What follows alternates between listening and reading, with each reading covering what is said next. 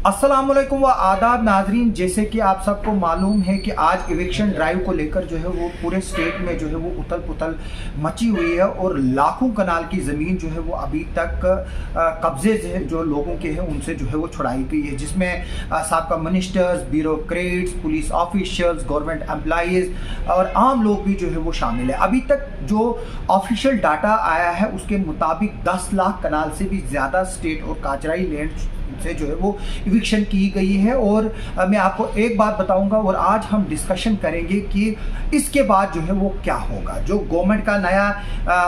अभी तक हम फरमान नहीं आया ऑफिशियली, लेकिन जो बीजेपी के जो जनरल सेक्रेटरी साहब हैं सुनील शर्मा जी, अगर हम उनकी बात पे यकीन करें कि जो हमें करनी भी चाहिए क्योंकि वो गवर्नमेंट के काफ़ी करीब जो है वो है और पावर कॉरिडोर्स के जो है वो काफ़ी करीब है। उन्होंने कहा कि एलजी एडमिनिस्ट्रेशन ने और एलजी ने खुद उनको जो है वो एश्योरेंस दी है कि 5, 10 और 15 मरले तक के जो है वो रजिस्ट्रेशन की जाएगी और उन लोगों को जो है वो छेड़ा नहीं जाएगा। अब हम इस पर बात करेंगे कि आगे चलकर जो है इसमें क्या होगा। यहाँ पर सिर्फ स्टेट लैंड और काचराई लैंड पर ही नहीं एनक्रोचमेंट है, बल्कि जो वक़्फ़ की ज़मीनें हैं वो भी जो है वो काफ़ी लोगों ने जो है वो हथियाई है, उनको भी जो है वो खाली कराने की जो है वो बात चल रही है और खाली कराई जा रही है। इसके अलावा इवे की प्रॉपर्टीज़ है, इवे की प्रॉपर्टी को जो है वो हम सिंपल टर्म में कस्टोडियन प्रॉपर्टी भी कहते हैं और ये वही कस्टोडियन है प्रॉपर्टी है जब 1947 में पार्टीशन हुई थी और कुछ लोग जो है वो यहाँ से जो है वो ज़मीन जो है वो छोड़कर चले गए थे और वो ज़मीनें जो है वो लोगों ने हथियाई थी और कुछ लोगों को जो है वो गवर्नमेंट ने उसमें अलॉटमेंट भी की थी और वो अलॉटमेंट को जो है वो वायलेट करते हुए जो है वो आगे थर्ड पार्टीज़ को जो है वो आउटसोर्स की गई और उनसे जो है वो लाखों रुपए जो है वो लिए गए। इसके अलावा मैं आपको एक बात बता दूं, जेडीए की प्रॉपर्टीज़ को भी जो है वो सबलेट किया गया है। यहाँ पर म्यूनसिपलिटीज़ की जो प्रॉपर्टीज़ हैं, दुकानें हैं, उनको सबलेट किया गया है। सरकारी खाते में जो है वो 500 रुपया दिया जाता है, जबकि आउटसोर्स में जो उससे 14,000 20,000 किराया लिया जा रहा है। इसी तरह से 1-2 साल पहले यहाँ पर त्रिकुटा नगर में जेडीए ने एक दुकान पर कार्रवाई की थी जिसमें सिर्फ 35 रुपये जो है वो किराया था और वो किराया भी जो है तकरीबन 30 साल से बकाया था। अब जो गवर्नमेंट का नया जो ये इनपुट आया है, जो हम अभी कहेंगे कि जो डेवलपिंग स्टेज में है, क्योंकि अभी उसको जो है वो हतमी शक्ल नहीं दी गई और उसमें ऑफिशियल कोई जो है वो स्टेटमेंट या आर्डर नहीं आया है कि जो 5, 10 या 15 मरले के लोगों को जो है वो छेड़ा नहीं जाएगा, उनकी जो है वो रजिस्ट्रेशन की जाएगी। अब जैसे ही गवर्नमेंट जो है वो रजिस्ट्रेशन के लिए जो है वो आगे आएगी और रजिस्ट्रेशन के लिए नोटिस इशू करेगी, उसमें जितने भी लोग जो इस वक्त स्टेट लैंड पर है जिन्होंने घर बनाए हैं, मैं आपको वजाहत से कहूँगा कि 70% के करीब लोग जो है वो सामने नहीं आएंगे। इसकी वजह मैं आपको ये बताता हूँ कि जैसे मैं एक गवर्नमेंट एम्प्लॉय हूँ या मैं एक डेली वेजर हूँ, मेरी 10,000 तनख्वाह है या 15,000 तनख्वाह है, लेकिन जिस स्टेट लैंड पर मैंने मकान बना है उसकी वैल्यू जो है वो करोड़ों में है। जिस वक्त मैं रजिस्ट्रेशन के लिए जाऊंगा, जब 5 महीने 6 महीने के बाद जो है वो एसीबी जैसी, क्राइम ब्रांच जैसी या बाकी जो एजेंसीज जो करप्शन को प्रूव करती है, जब वो आएंगे बोलेंगे आपका तो ये 10 मरला है और इस 10 मरले पर जो ये मकान बना है उसकी तो 1 करोड़ 1.5 करोड़ कीमत है, आपने ये पैसा जो है वो कहाँ से लाया है। इसलिए जो है वो कुछ लोग इस मसले को पेचीदा कर रहे हैं, जिस तरह से कि हमें कोई जम्मू में जो है कुछ दिनों पहले जो है वो लाइन ऑर्डर प्रॉब्लम जो है वो फेस करनी पड़ी, जहाँ स्टोन पेल्टिंग हुई जो होना नहीं चाहिए था। उसमें अभी तक 8 के करीब लोग जो है वो गिरफ्तार किए गए हैं, जिसमें जो डीडीसी जो है वो भी जो है वो महराज मलिक डोडा से ताल्लुक़ रखते हैं, उनको भी जो है लोगों को उकसाने के इल्ज़ाम में जो है वो गिरफ्तार किया गया है और काफ़ी लोगों पर जो है वो इसमें इंक्वायरी भी चल रही है। अब जब एक करप्ट बंदा जो है, चाहे वो कल को एक फूड डिपार्टमेंट का जो नाइट चौकीदार है उसका मकान होगा, वो कहाँ से रजिस्टर करने के लिए आएगा, या ब्लॉक का जीआरएस है या टेक्निकल असिस्टेंट है, या इसी तरह से मैंने डेली वेजर बोला, या जियोलॉजी माइनिंग डिपार्टमेंट का एक छोटा मुलाजिम है, या पटवारी है जिसकी इनकम जो है उससे ज़्यादा है लेकिन जम्मू में जो है वो करोड़ों के मकान है, प्रॉपर्टीज़ है। आपको याद होगा पिछले दिनों जो है वो गवर्नमेंट ने एक बहुत बड़ी एक्सरसाइज की थी जिस पर करोड़ों रुपए जो है वो खर्च किया गया, वो डिजिटलाइजेशन ऑफ रिकॉर्ड का है। अब डिजिटलाइजेशन ऑफ रिकॉर्ड के बाद मैं आपको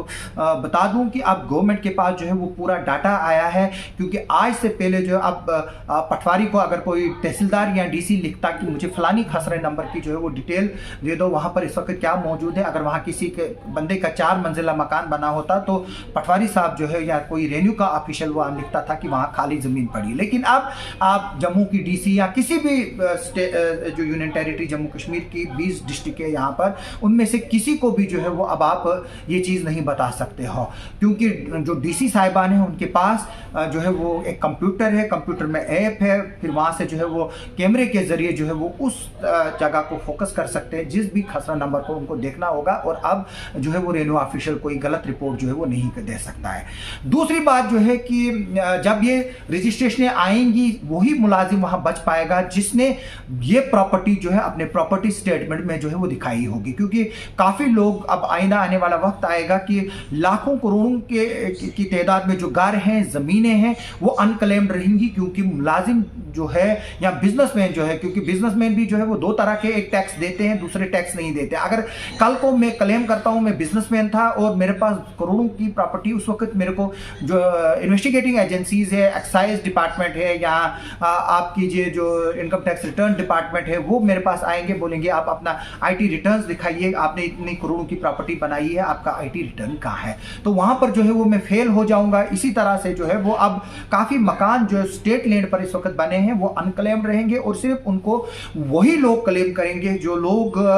जिन्होंने या तो वो प्रॉपर्टी स्टेटमेंट में दिखाए हैं या उनके अगेंस्ट लोन निकाले हैं, या वो मुलाजिम लोग जैसे कोई हस्बैंड वाइफ दोनों मुलाजिम है, उनकी साल की लाखों की इनकम है, उनकी तनख्वाहें जो है वो महीने की 1.5 लाख है, लाख रुपया है, वो लोग जो है वो उस प्रॉपर्टी को आगे चलकर जो है वो जस्टिफाई कर सकते हैं। अब इसके बाद क्या होगा, क्योंकि यूरोपियन कंट्रीज में जो है वो वहाँ पर लोगों को जो है काफ़ी लोगों को अपने घर नहीं होते हैं, फिर सरकार जो है उनको घर अलॉट कर दी है और फिर जो है उनसे रेंट वसूला जाता है। इसी तरह से अब वक्फ प्रॉपर्टी, वेकी प्रॉपर्टी, स्टेट लैंड, कचराई लैंड को जो है वो इन्फ्लुएंशियल लोगों से और उसको जो है वो जिस तरह से 5 मरले या 10 मरले की लिमिट हुई, उसके अलावा जो होगा उस बाद में जो है वो वापस ली जाएगी, और इस तरह से जो है गवर्नमेंट के पास जो है वो एक लाखों कनाल की ज़मीन का जो है वो एक बैंक बनेगा। क्योंकि हम देखते हैं कि अक्सर डेवलपमेंटल स्कीम्स जो है वो आज इंप्लीमेंट होती है, लेकिन उसकी कंडीशन ये है कि उसमें जो है वो ज़मीन फ्री होगी, चाहे आपको कहीं प्ले ग्राउंड बनाना है, चाहे आपको स्कूल की बिल्डिंग बनानी है, चाहे आपको ऑडिटोरियम बनाना है, चाहे आपको ब्लॉक में जो है वो कोई पंचायत घर बनाना है, स्कूल बनाना है, उसके लिए जो है एक प्राइम कंडीशन होती है कि गवर्नमेंट को लैंड के लिए जो है लैंड एक्विजिशन के लिए जो है वो पैसे नहीं है, इसलिए जो गवर्नमेंट है वो जो है वो स्टेट लैंड जो है ढूंढती है या कोई अगर फ्री में जो है उसको डोनेट करे। इसलिए जब भी कोई डेवलपमेंटल प्रोजेक्ट आता था तो जो स्टेट लैंड ना अवेलेबल होने की वजह से या लोगों के कब्जे में होने की वजह से जो है वो उन डेवलपमेंटल प्रोजेक्ट में जो है वो रुकावट आती थी और फिर जो लोग वो प्रोजेक्ट है वो वहाँ के वहीं रह के जाते थे। अब क्योंकि हमारे पास जो है वो 10 लाख कनाल से ज़्यादा जो है वो अब ज़मीन जो है वो पहुंच चुकी है सरकारी बैंक में, एक तरह से कहेंगे, अब उसको जो है वो डेवलपमेंटल एक्टिविटीज़ के लिए जो है वो आगे चलकर जो है वो यूज़ किया जाएगा। अब जैसा कि मैंने बताया कि अब आगे चलकर जो है वो रजिस्ट्रेशन के लिए जो गवर्नमेंट बात कर रही है, जैसे ही वो आर्डर निकलेगा उसमें से जो है वो चंद लोग आएंगे, उसमें ये भी कंडीशंस होंगी कि आपका मकान, जैसे जम्मू में, मैंने जम्मू में भी स्टेट लैंड पे मकान बनाया, जैसे मैं किश्तवाड़ का रहने वाला हूँ, मैंने वहाँ पर भी बनाया है, तो उसमें भी जो है वो फिर देखा जाएगा कि दोनों जगह की क्या लिमिट होगी, किस तरह से होगी। और मैंने जैसे कि आपको बताया कि अब इस ड्राइव से जितना भी लोगों ने आज से पहले करप्शन में पैसा कमाया है वो अब पैसा जो है वो सारा सरकार के पास चला जाएगा, क्योंकि जब अनक्लेम्ड प्रॉपर्टीज रह जाएंगी, जो लोग बोलेंगे ये हमारा नहीं है, हालांकि वो उन्हीं का होगा, तो अब जो है वो सरकार के पास एक बहुत बड़ा प्रॉपर्टी बैंक जो है वो जमा होगा। जैसे कि जिस वक्त रोशनी की स्कीम लाई गई थी उस वक्त जो 25 से 30 हज़ार करोड़ का रेवेन्यू टारगेट किया गया था वो सिर्फ इसलिए था कि जैसे हम देखते हैं रोज डेली वेजर रेगुलराइजेशन की बात कर रहे हैं, आरईटीज के रेगुलराइजेशन की बात चल रही थी, जो हमारे टेक्निकल असिस्टेंट है या जीआरएस है, गवर्नमेंट इनको रेगुलराइज तो करेगी लेकिन उनके लिए पैसा जो है वो कहां से लाएगी? पैसा जो है वो अब जिस तरह से ये जमीनों की रजिस्ट्रेशन होंगी या जो अनक्लेम्ड प्रॉपर्टीज आ जाएंगी या बाकी आ जाएंगी, जो उससे जो है गवर्नमेंट के पास जो है वो पैसे आएंगे, उसको जो है फिर अलॉट किया जाएगा, उसी से जो है वो फिर इस तरह के जो डेली वेजर के मुलाजिम हैं या बाकी लोग जो सड़कों पर आ रहे हैं उनको जो है वो गवर्नमेंट सोच सकती है कि उनको रेगुलराइज किया जाए। और जब सरकार के पास पैसा होगा, जो लाखों की तादाद में यहाँ पर पोस्टें वैकेंट पड़ी हैं, उसके लिए जो है वो सरकार के बैंक में पैसा होगा और उसके बाद जो है वो यहाँ पर फास्ट ट्रैक एडवर्टाइजमेंट निकलेगी, एम्प्लॉयमेंट जनरेट होगी, जो लोग जिनके पास घर नहीं है उनको अलॉटमेंट हो जाएगी। जो ये सरकार का एक कदम है वो बिल्कुल एक सोचा समझा कदम है और ये जो है सारा इससे करप्शन जो है वो बाहर आ जाएगा। और दूसरी बात मैं आपको एक बात बताऊंगा, घर उनके टूटेंगे चाहे वो 5 मरले का ही हो, चाहे 10 मरले का हो, चाहे 2 ही मरले का हो। अगर जैसे पीछे सड़क आ रही है और पीछे से सड़क की विड्थ जो है वो 30 फुट है और आगे चल के 10 फुट है, उस कंडीशन में चाहे वो 10 मरले में ही हो, 5 मरले में ही हो, वो मकान टूट जाएंगे। उसके अलावा जो शराए आम है, शराए आम मीन्स की इस तरह के रेन्यू के रास्ते जो गाँव के लिए छोड़े गए थे या शहरों में छोड़े गए थे, ताकि वो जो लोगों की ज़मीनों के लिए जो है वो रास्ते रहेंगे, वक्ती तौर पर जो है वो उन रास्तों पर भी जो है वो लोगों ने कब्जे किए। जो नदी नाले हैं, जैसे कि मैं बता दूं कि जो नाले हैं उनके ऊपर जो है वो मकानात बनाए गए हैं, बिजनेस एस्टेब्लिशमेंट खड़ी की गई है। और दूसरी बात मैं आपको एक बात बताऊंगा, जब हम एक और चीज़ जो है वो हम अवॉइड करते हैं कि हम 50 लाख 1 करोड़ जो है वो मकान बनाने के लिए या दुकानें बनाने के लिए लगाते, लेकिन म्युनिसिपल कॉरपोरेशन में या म्युनिसिपल कमेटी में या म्युनिसिपल काउंसिल में उस नक्शे को रजिस्ट्रेशन कराने के लिए जो है हम 15,000 नहीं दे पाते हैं, क्योंकि 15,000 बचाने के लिए जो है वो हम करोड़ों की लागत में जो है वो प्रॉपर्टी जो उस पर खड़ी करते हैं उसको रिस्क में डालते, जिस तरह से कि इस वक्त प्रॉपर्टीज रिस्क में है। और मैं आपको एक बात बताऊंगा, गवर्नमेंट का साफ रुख है, जो भी जिस तरह से दिल्ली में यूपी में जो है वो पीला पंजा चला, जो लोग लॉ एंड ऑर्डर क्रिएट करेंगे, जो पथराव करेंगे, जो हल्ला गुल्ला करेंगे, जिससे लॉ एंड ऑर्डर प्रॉब्लम होगी, बाकियों के घर तो बाद में गिरेंगे, सरकार जो है वो यकीनी तौर पर उनके घर पहले गिराएगी, जिस तरह से हमने जो है वो बाहर देखा है। इसी तरह से जो है वो मेरी लोगों से रिक्वेस्ट है इस वीडियो के जरिए, लॉ एंड ऑर्डर को जो है वो हाथ में ना ले, आप जो है वो अपने आप को जो है वो पीस लविंग सिटीजन बनाए और जो भी करना हो आपको वो पीसफुली करें। डिफरेंट तरीके हैं, पथराव, लाठी, ये चीज़ें जो है वो कोई तरीका नहीं है कि जिस तरह से हमने जम्मू के जो मलिक मार्केट के विजुअल्स देखे, हम देख रहे हैं कि किस तरह से गाड़ी वाला जो है वो वहाँ से निकल रहा है, उस पर जो है वो पत्थर फेंके जा रहे हैं। ये जो है वो बिल्कुल भी सही नहीं है। मेरी आप लोगों से जो है वो रिक्वेस्ट है कि लॉ एंड ऑर्डर को जो है वो हाथ में ना ले, क्योंकि गवर्नमेंट जो है उसको लेकर स्ट्रिक्ट रहेगी। और हमने देखा है कि अभी तक 8 लोग जो है वो उनको गिरफ्तार किया जा चुका है जम्मू के केस में, शायद और भी जो है वो गिरफ्तारियां जो है वो होनी है। अब वक्त का इंतजार करना है और आगे चलकर हमें देखना है कि अगर आपके पास सब कुछ जेन्युइन चीजें हैं, आपके पास जेन्युइन प्रॉपर्टी है और आपके पास जो मकान आपने स्टेट लैंड पे बनाया है या शॉपिंग कॉम्प्लेक्स बनाया है या जो दुकानें बनाई, अगर आप उसका प्रॉपर टैक्स भरते हैं, अगर आप वाकई तौर पर जो है वो आपका वो लीगलाइज्ड पैसा है, तो आपको डरने की बात नहीं है। अगर डरने की बात है उन लोगों के लिए जो करप्ट लोग हैं, जिन्होंने ये पैसा, जो वो मकान बनाए, वो दुकानें बनाई, वो कॉम्प्लेक्सेस बनाए हैं,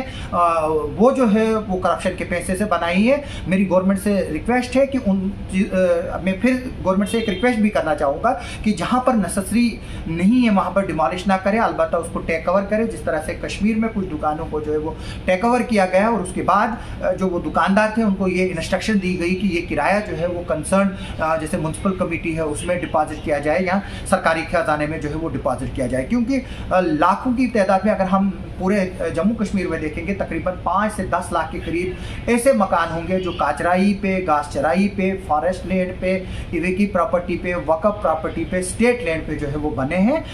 उनको अगर हम तोड़ेंगे एक महम क्रिएट होगा, एक अफरा तफरी मचेगी और साथ में जब वो वहाँ का मलबा रहेगा, जब वो गिरेगा उससे जो है वो बीमारियाँ, जब क्योंकि आगे चलकर बरसात का मौसम आएगा, जब बरसात के मौसम में जब वो मलबा मकान का पड़ा होगा, क्योंकि इतने लाखों